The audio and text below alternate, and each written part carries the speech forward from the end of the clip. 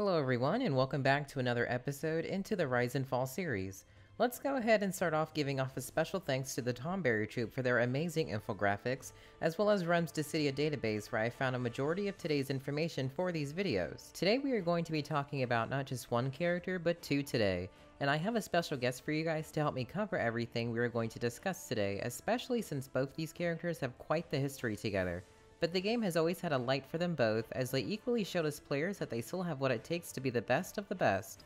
So let's go ahead and talk about first, the rise and fall of Final Fantasy I's main protagonist, Warrior of Light. So where do we begin with the Warrior of Light? You unlock him literally the minute you download the game, and maybe this was actually foreshadowing my future with gacha games, cause once you beat the behemoth, or maybe just right before it, you get a cute little beginner banner pool that has either Warrior of Light's, Vivi, or Rem's 15 CP, and the game would always give me the Warrior of Light's 15 CP, even though I really wanted Vivi's. But the single target shield that the Warrior of Light provided was really good, even at the game's beginning. Save your allies from a break simply by putting a shield on them, and watch the enemy getting no brave from that attack either. Letting you break the enemy instead? Talk about a nice turn of events if you ask me. Going ahead though, and once you unlock the beginning roster, for me at least, I was using Cloud, Tifa, Saz, and then I unlocked Justola, and I realized making a team comp with my favorites was honestly going to be the hardest thing I probably would ever do. Did you notice though that I didn't really mention anything about the Warrior of Light? Not because this was a fall by any means, it was just he was the first character you ever unlocked, and that itself was honestly bad for him. Since you haven't even unlocked the entire roster yet, he was just kind of there with you, and once you found your favorite Final Fantasy characters, you kind of brushed them off to the side, probably without even realizing that you did it.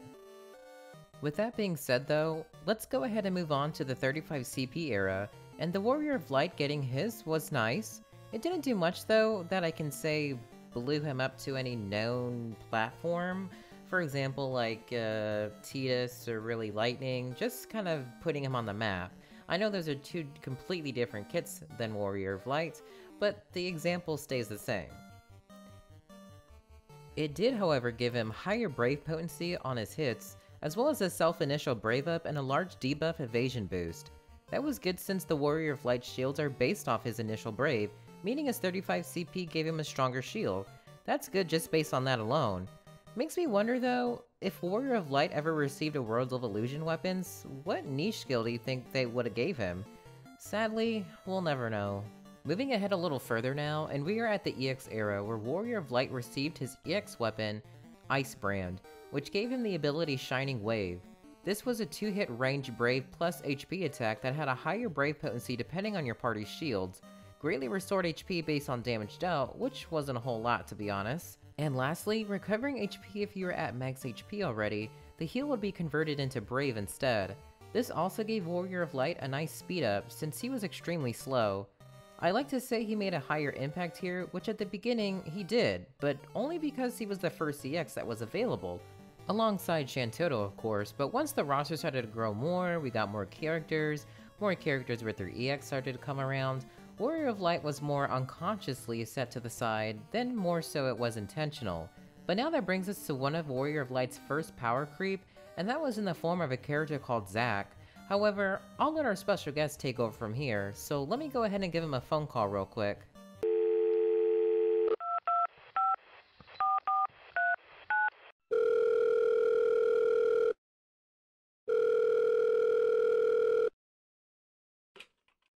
Hey everyone, I'm sure Riley said a bunch of things about me that weren't true, things like I'm competent, I'm a good content creator, etc, etc. I make DFFOO global content on YouTube, anything from commentated chaos runs, soon to be Lufenia, to draw videos, to collabing with friends, like Riley here, and streaming. I also stream global. I was just, and like, but I also stream like random stuff, like the other day I was streaming Mario Party on an emulator, so basically, the goal of my channel is just to just relax and have fun and play a game that I love. So Riley, I appreciate you having me on the video here, man. Thank you very much for the opportunity.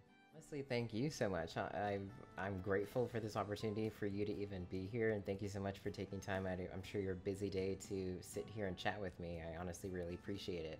So, jumping into Zack and his entire time here being with Dissidia Opera Omnia, when he was first kind of introduced into the game, how do you think that kind of paved the way for future tanks and how future tanks then ended up coming out after him? So obviously, the first big tank that characters have access to is Warrior of Light, because he is one of the characters you get as part of like the game's basically tutorial. And Warrior of Light at that time, when Zack first debuted, Warrior of Light really wasn't great. He could only target one person with his shield effect. He just was pretty, kit-wise, was pretty ancient slow. Zack felt like a more offensive version of Warrior of Light, where they both had provoke, but now Zack was more offensive. He had the HP dump on his skill 2. He had, he felt like just basically a more kind of offensive version of Warrior of Light. And I really think, looking forward, from tanks moving on from Zack, I think the devs really took the idea of these tanks where they have like a certain gimmick, and then they go all in on it. So for Zack, for example, he has his shield effect, but not only is it a shield, but he also takes less damage from physical attacks. So there's a physical damage reducer on that, which is really fun to mess around with. Something else that's also interesting about Zack is that even if his shield gets blown through, so let's say he has a 10,000 strength shield, and the enemy hits him with a 15,000 total damage of Brave. The shield will go down, but as long as Zack has 5,000 Brave, he'll still take that Brave damage, but his shield doesn't go away. His shield only gets dispelled if he gets broken. So I really think the devs kind of took the idea of the tank that just won't quit and kind of evolved it moving on, from Zack. Absolutely, I agree with that. And the best thing I like about Zack when he was first introduced into the game is that Warrior of Light is more of the tank that provides protection to the entire party, which I thought was honestly really good. And when Zack came into the picture, it was more of, I want you to hit me, and the party just kind of did their own thing while the boss was diversed into Zack. What I liked most about that is, in the beginning, I was really naive to tanks into the game. I didn't really invest into any of them, and I thought Wool was just kind of the only kind of one to really invest in at the time. For example, I didn't even know Galoof was considered a tank in the early stages of the game. I didn't even know his kit was the way it is now. It was just obviously less potent back in the day. But when Zack first came around and started kind of pushing out Warrior of Light and Galoof as tanks in the beginning of the game, what advances do you think he had over Warrior of Light that would make someone else choose him when picking their rosters? So something that I really, really like about Zack is that he's pretty self-sufficient. Not only does he have the offensive firepower, but he also has the HP regen. Warrior of Light, the only kind of healing that he has is on his EX, which is distributed across the entire party, and the effect is pretty minimal. Zack, on the other hand, is just the guy, like, his gimmick is he wants enemies focused on him at all times, and he's just going to keep on going no matter what. So Zack was obviously a better choice on bosses that don't use AoEs a lot, because, single target attackers, Zack is just going to just keep taking it and asking for more. Celeste is kind of the same way. Celeste is also a tank, but she loves magic attacks. Zack is basically the inverse of her, where if there's a boss that's using a bunch of physical attacks, Zack's your guy. Warrior of Light, when he got his extensions, he was able to grant shields to the entire party. So Warrior of Light is kind of more like a do-all kind of tank, but Zack is definitely more focused in that kind of, I want to say more focused niche of, if the boss is using physical attacks, Zack's your guy, and whereas Celeste kind of has the magic side locked down. Speaking of Celeste as a tank, I never really honestly saw her as a tank until her LD came out in JP, and when I got it, I was like, okay, she's actually really good. And then when I saw your video on her when back in when Ifrit first came out, I honestly was completely impressed because you would never really think of your roster had so many kind of niche characters in them unless you physically kind of like look and be like, oh, okay, I have this character built, let's go ahead and bring them in. Which honestly is the basis of why I started this series, is because I want to open up everyone's minds when playing this game and really think, okay, it's not just tanks, DPS, and support. So this person can actually do 2 roles or 3 roles, or maybe this one character can do all of them, you know, like lightning. So with that being said, when Zack's EX Plus came out, it was basically exploding the market when it came to what an actual character can bring to the table.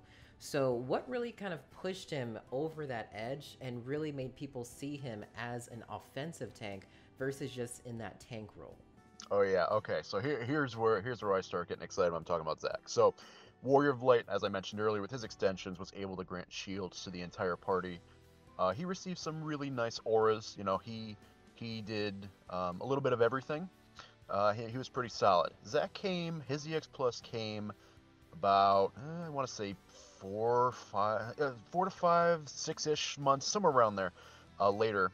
And oh my god, was he amazing. So he now has Last Stand, which, by the way, Warrior of Light still does not have, which I still to this day find that so strange that a tank does not have Last Stand. I mean, you think about Celeste has one. Galuf just cannot be hit, like, unless it's a magic. Zack has Last Stand. 8 with his LD gets Last Stand.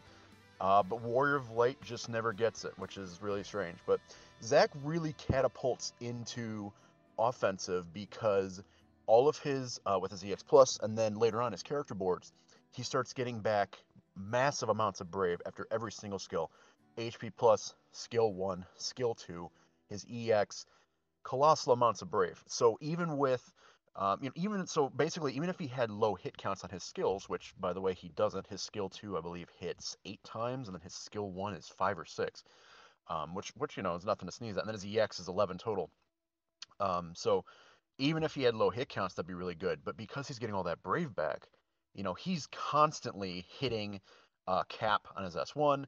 His S2 has multiple HP dumps, so he's doing a bunch of damage. And his EX Plus, Riley, I was using Zack, like, no joke, I was using him yesterday. It was in the new global Abyss portion that just dropped.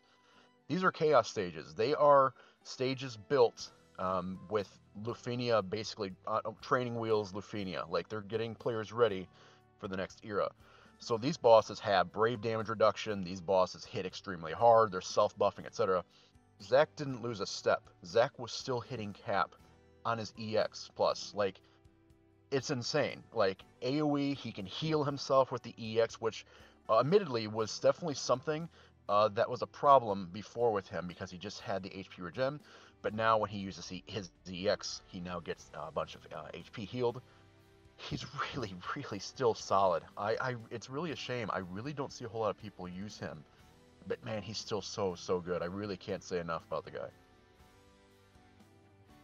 Honestly, I completely agree with all of that. And the sad part is that when we talk about kits like this, when it comes to Warrior of Light and Zack, anyone can say those are completely 2 different characters. They do completely 2 different things, which I would say is completely true. Absolutely.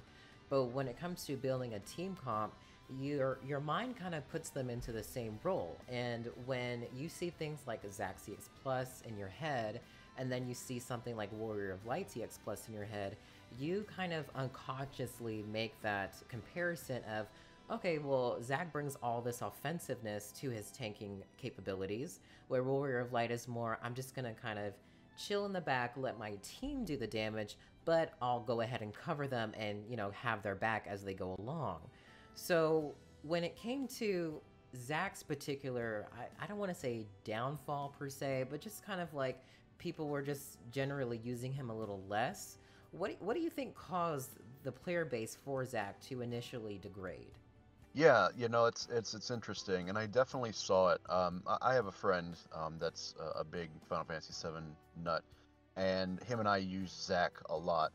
But aside from him, I really didn't see many people using him, and I suspect it's because Zack on his skill 1 and skill 2, he's only single target, at which, at this point, with us basically on the doorstep of Lufenia, that's a problem because splash damage is definitely in demand, AoE damage, because pretty much every single boss fight moving forward, with very rare exception, is going to be multi-target, multi-enemy. And Zack struggles there. His EX still hits very, very hard, but because it is split damage, it's not, splash, in multi-enemy fights, his damage potential definitely suffers. Warrior of Light, I think one of the largest advantages he has over Zack, Warrior of Light can still hold up because, like you said, he kind of functions in that role where he's more of a, you guys do the work and I will provide the auras, I'll provide, some modest healing and I'll protect us. Whereas Zack has less auras, but he's intended to be more offensive.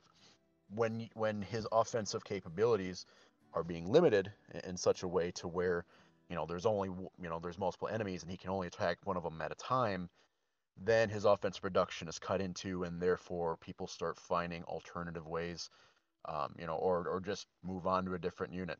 There's the way of the gotcha is that there's always something better on the horizon, and as good as Zack is, that was certainly the case as well.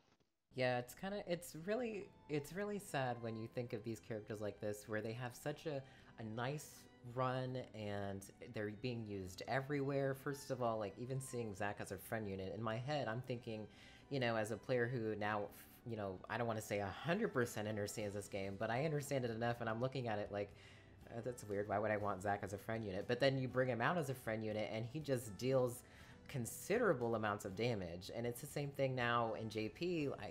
I had someone with a friend unit for Aerith, and I was like, huh, that's weird. And when you think about it, you're like, Aerith is a support, just unconsciously in your head. But when you bring Aerith out, just like Zack, their damage is just off the charts. And I actually really enjoy that when it comes to Dissidia, because it kind of reminds us that, every character is good in their own right. Yes, it may be different kits and different actual characters, but when it comes to that specific niche, anyone can really fill it. And I enjoy the fact that they kind of bring us back to the specific characters like Zack and Wool, specifically for the future. When new content comes out, maybe they'll be in that range again. And that brings me to kind of like the newer versions of tanking. So when you're thinking of Zack and things that can come out for the future with him, do you think it would be in the interest of the game to kind of bring him out to the top of the game again with the current meta in the game? Or do you think the newer versions of tanking, such as Gladio and Galoof, and I can even say 8 as well, because they kind of have the tanking versions of, you're going to hit me regardless of what you're doing, and I'm going to then counteract that. Do you think that version of tanking is more prevalent in the game, to where someone like Zack just won't really be picked as much? Or do you think he will be picked once he kind of gets that initial boost that he needs? That's a fair question, and we're about to get a Warrior of Light's LD, and the really nice thing about his LD is that it cuts HP damage down significantly. But when you think about Warrior of Light and Zack, when compared to some of the other options you just listed, like Gladio and Galoof, they're and 8.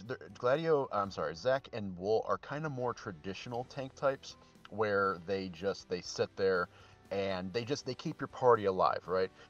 They're not going to counterattack. They don't have outstanding offensive capabilities. I mean, Zack did, but that's torpedo a little bit. They more fall into the archetype of the wall that will crumble but will never break. Whereas the other options now are so just often, like Galoof is off the charts in terms of just damage. He heals the whole party. He batteries people. He does massive amounts of damage. He just completely outright dodges damage. I mean, Zack has his physical shield. Galoof just says, nah, I'm just not even going to get hit, and you're going to eat, 2 counterattacks to it. So I definitely feel like if they're going to save Zack, and they will. You know, the one thing I will say is that with rare exception, Sephiroth, the devs do a pretty darn fine job of making characters that have ancient kits or characters that have been phased out relevant again. And I absolutely feel like they're going to do the exact same thing with Zack. Because Zack is, in the game, you know, the franchise, Zack is one of the most beloved characters.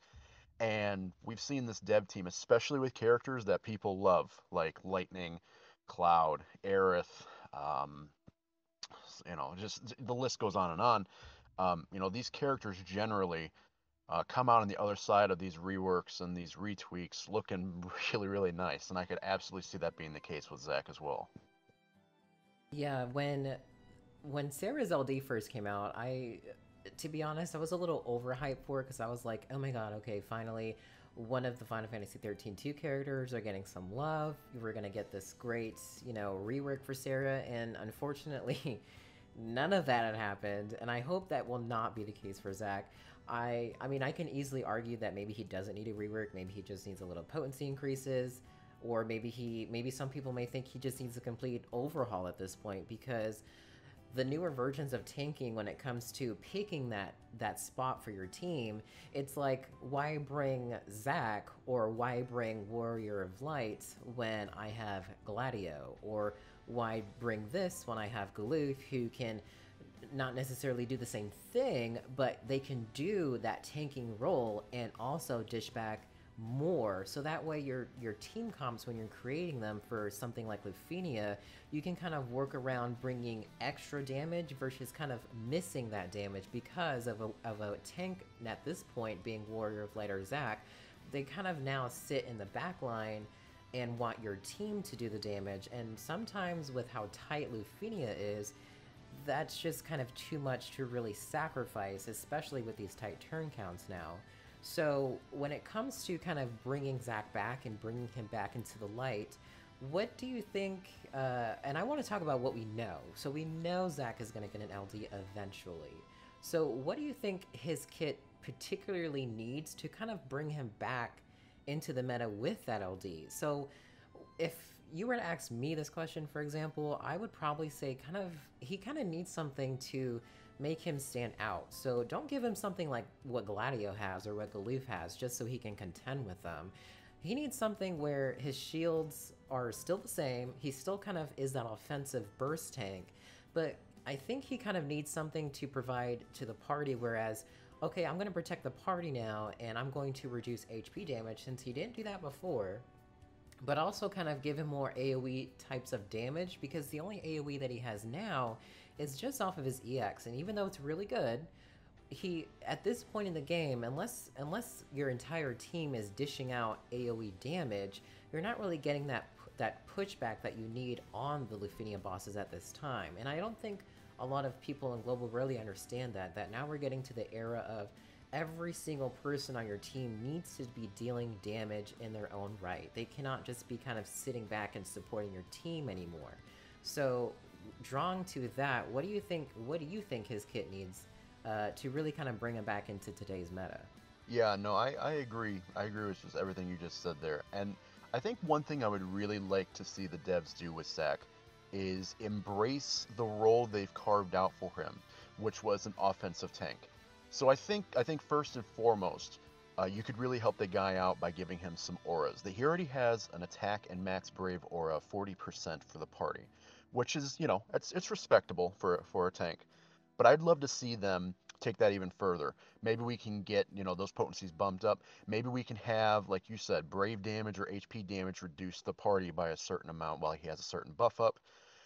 Maybe we can either have some splash, you know, so maybe like S1 can have some splash. His EX change maybe from split damage. And the new thing that the JP side of the game seems to be doing now is if a character is mainly focused on damage. So let's say no. Let's say I'm trying to think. There's a Tifa. Oh my lord, Tifa with her LD. The new thing that they're doing now is they're giving characters HP damage up to themselves. And I think Zack would absolutely benefit from that because he has multiple HP dumps on his S2, he has 2 HP dumps on his EX, You know, they could really embrace that. And I think a good way to embrace that would be, you know, hey, everyone else has been getting one, so maybe give Zack a follow-up. Maybe not even a follow-up, maybe give him a counter. You know, how Galoof will just outright dodge damage, then he counters. Zack could do the same thing. You know, he's always been, you know, the wall that will crumble but won't break. So maybe they fully embrace that with you hit that shield with a melee attack, and then Zack just goes bonkers and, you know, smacks you for a certain amount of damage, and then he then gets a brave refund back, which is something that his kit's always done.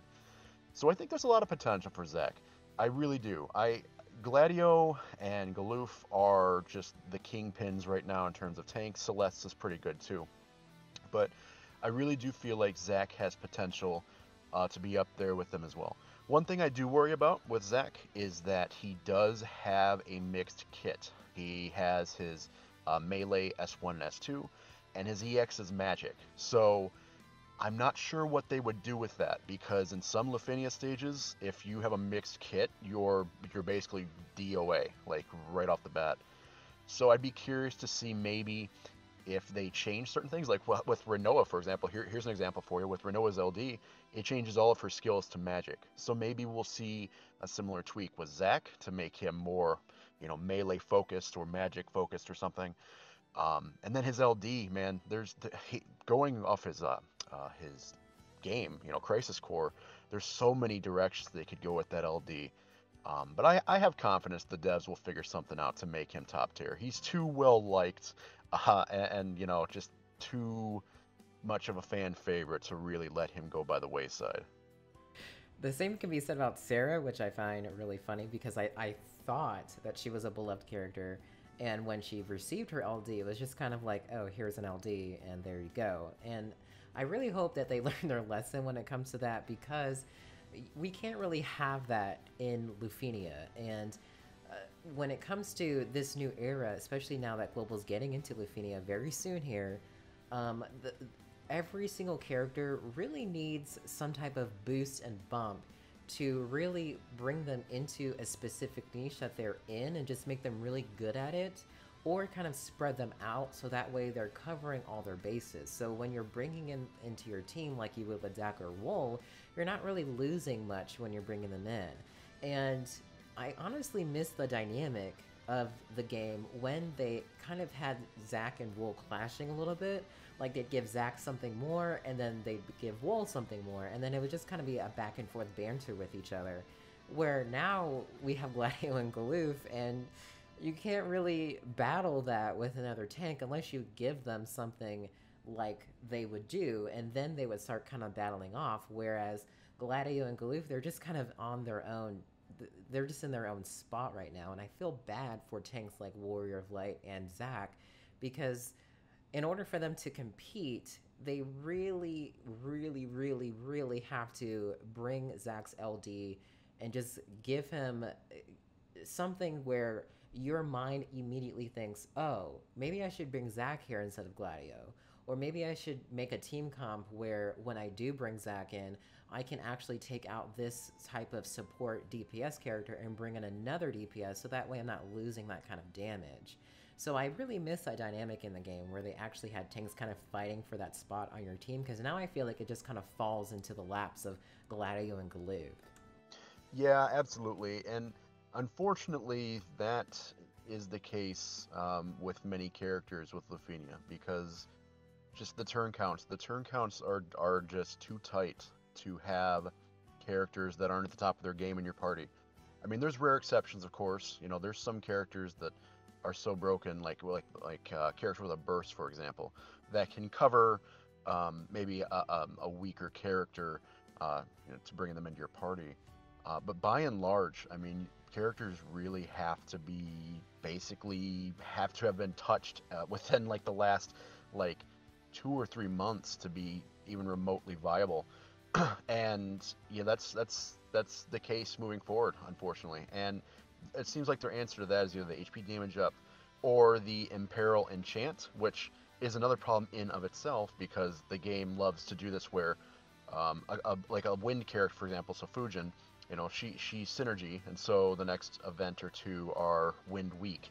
and then the next month is all wind absorb, you know. So they just it's like they upgrade characters and then they completely just shoot them in the foot because they're like, oh crap, well okay, now everyone's using this character, so now we have to make everything, you know, absorb it.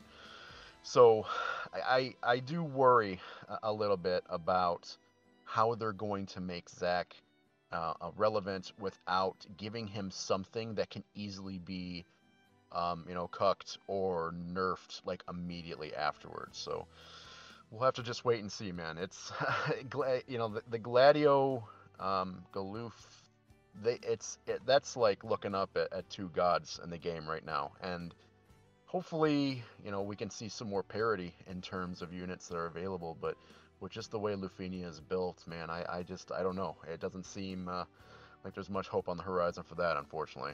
And I think that's a good place to kind of leave it at with the cliffhanger on Zack, because the fact that we don't have his LD, the potential is limitless basically for him, and I really hope that the devs look at his kit, see what he's capable of doing, and just enhance it to the maximum, because he deserves every amount of light in this game as possible, because he's such a fan favorite, and it would bring so much happiness to everyone, including me, to kind of see him shine again. So thank you so much again for joining me in this conversation, Soul. I really do appreciate it. And before we go ahead and head out, just go ahead and let everyone know, you know, where to find you, just in case if they haven't heard of you. Yeah, sure. So, as I mentioned at the very start, I do make videos on YouTube covering Opera Omnia's global side. I don't play the JP version, so if you're interested in JP content, then yeah, I won't be your guy. But the global side, yeah, I'm definitely your guy. I also run a Discord server. I have the Discord link in pretty much every description of my videos. So if you guys are looking for a fun community to come and meme, like we meme and shit post almost 24/7 in there, but there's also a lot of Opera Omnia talk, because it's an Opera Omnia and Final Fantasy focused server. So if you guys are fans of that and you want a cool place to chill and hang out and relax and get memed on, then yeah, head on over. But yeah, it's you know, it's my goal to make people feel relaxed when they're watching my videos. There's so much chaos and scary stuff out there right now that, you know, I want people to come to my stuff and just feel like, you know what, they have something chill and nice to listen to. So I try to provide that as much as I can. All right, Soul. Well, thank you so much for joining me again, and I really do appreciate it. I'll see you around. Let's go ahead and jump into the JP side of things and the future of these characters, more specifically Warrior of Light. When he did get his EX Plus, honestly, wasn't anything groundbreaking or moving like we discussed earlier. The boosted stats and more hits on his EX ability were always good, it just wasn't enough though to push him into taking a spot on your team. We now get into his burst and LD weapon on the JP side, and Warrior of Light gets the makeover we all love to see. His LD though was the true price here, as it not only had splash damage, it had a ton of brave hits, gave the entire team shields, and he brave gained based on Warrior of Light's initial brave, as well as now his shields lasted 7 turns, which was a nice touch. This however gave Warrior of Light the best buff he could have ever been given, which was called Guardian Shield.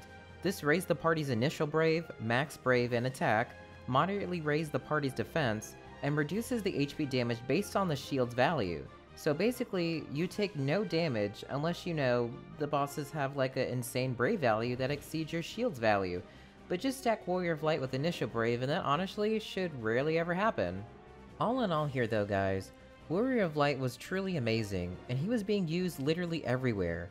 Sadly though, Lufenia introduced brave gain reductions, some had initial brave gain downs, and that truly hit him hard. He did have some play, especially with an excess Lufenia where I used him personally, but if you want a more lowdown of the Lufenia fights that he was currently in to this date, you can check out Stimpy's channel where he actually made a list of all the Lufenia fights that he used Warrior of Light in. It's a pretty good list if you ask me. But the main reason why you don't see Warrior of Light anymore is because we have characters like Gladio now, and players truly do think to themselves, why use Warrior of Light when I can just bring Gladio? And now with Galoof into the game with his LD, Warrior of Light just can't keep up with these newer versions of tanking. But who knows? Maybe one day our Warrior of Light will rise again and truly be the champion that we all know him to be. And just like that guys, we reached the end of the video. I want to go ahead and thank you so much for watching. I really do appreciate it. And I want to go ahead and personally thank Soul again for joining me in this video. I honestly couldn't have done it without him. And talking about Zack and Warrior of Light with him, even for someone who says he doesn't play JP, he knows a lot. So I highly recommend checking out his channel if you haven't already. He does amazing content, trust me. But with that being said, guys, thank you again so much for watching this video. And as always, I'll see you next time.